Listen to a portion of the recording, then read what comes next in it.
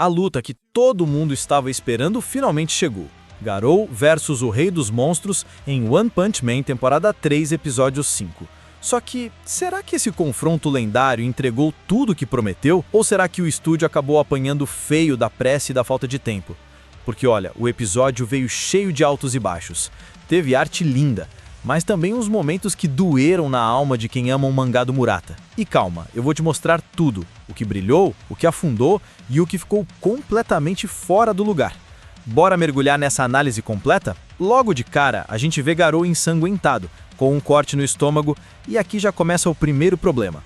Essa cena era para mostrar o ferimento que ele leva na luta com o Royal Reaper, um ponto crucial para simbolizar o início do seu processo de monstrificação.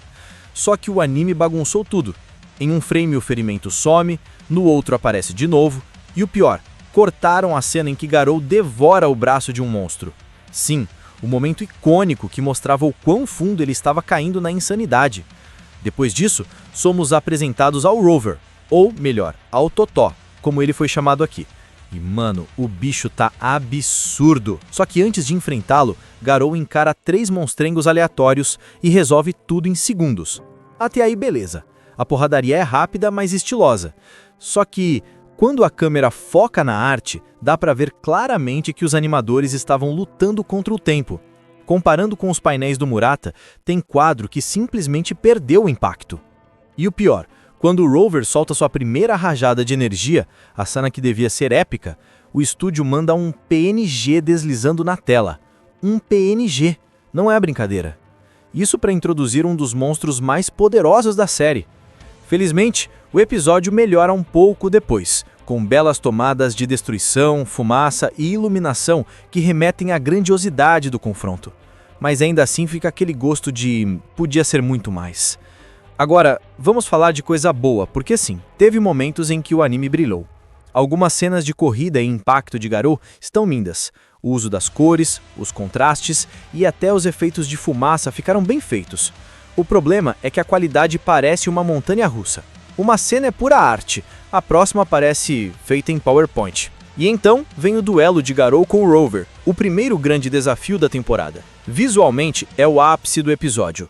Rover realmente parece uma criatura apocalíptica, com energia e brutalidade de sobra.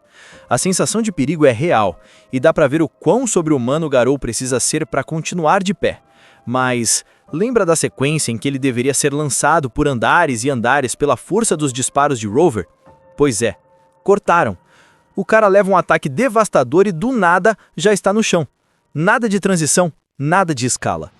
No meio desse caos visual, Garou acaba caindo nas profundezas da Associação dos Monstros, e é lá que surge Gyoro, a líder psíquica dos vilões. Essa parte pelo menos teve um clima interessante.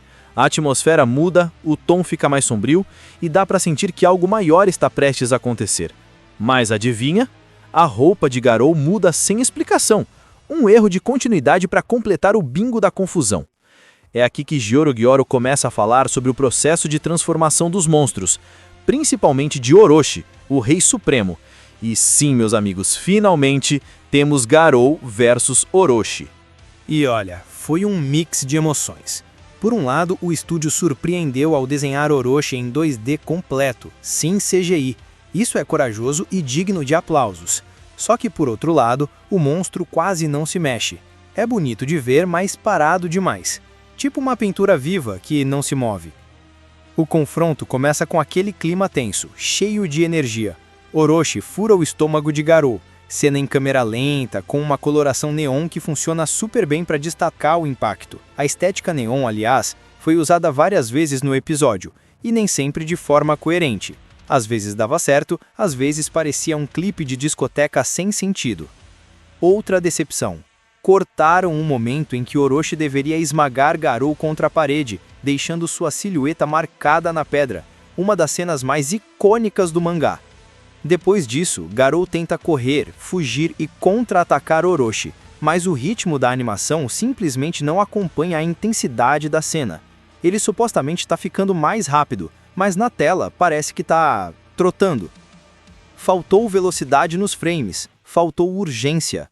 O diálogo de Gyoro dizendo ele está evoluindo soa quase irônico.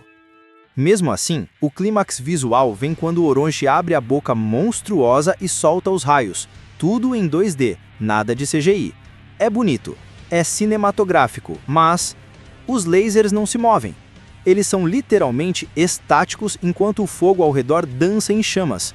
Parece que alguém esqueceu de animar o ataque. No fim, Garou aguenta o pranco, bloqueia um golpe colossal e até tenta um contra-ataque usando o estilo do Silver Fang, seu antigo mestre. Essa parte ficou sensacional. Orochi imita o movimento em tempo real e o choque entre os dois é intenso. O animador acertou nas sutilezas. Os pequenos gestos, o peso, o olhar, é o tipo de detalhe que salva uma sequência inteira. Mas ainda assim, o anime perde fôlego. Quando Orochi lança seu golpe final, a tela corta abruptamente para Garou soterrado em pedras, sem mostrar o impacto, sem mostrar o momento, nada. E assim, o episódio termina com Saitama finalmente entrando na Associação dos Monstros por um bueiro. Um fechamento quase cômico para um episódio que oscilou entre o incrível e o frustrante. No geral, dá para dizer que esse foi o melhor episódio da temporada até agora, principalmente porque foi quase todo de ação. Só que os problemas continuam gritantes. Pressa, inconsistência e cenas cortadas. Dá pra ver que o estúdio se esforçou para deixar tudo bonito em termos de arte, mas esqueceu que One Punch Man é, antes de tudo, sobre movimento, impacto e ritmo. E, sinceramente, é triste ver uma obra tão amada sendo prejudicada por falta de tempo. Ainda assim, o potencial tá ali. Tem cortes incríveis, animadores talentosos e um material base lendário. Se eles conseguirem estabilizar a produção, ainda dá para salvar a temporada. Mas e você? O que achou desse episódio? Sentiu a mesma frustração ou achou que o estúdio mandou bem? Deixa aí nos comentários. Ah, e claro, se curtiu essa análise e quer mais conteúdo sobre One Punch Man, já mete o like, se inscreve no canal e ativa o sininho para não perder as próximas teorias e reviews. Nos vemos no próximo vídeo, Heróis e Monstros, e que o Soco Único esteja com vocês.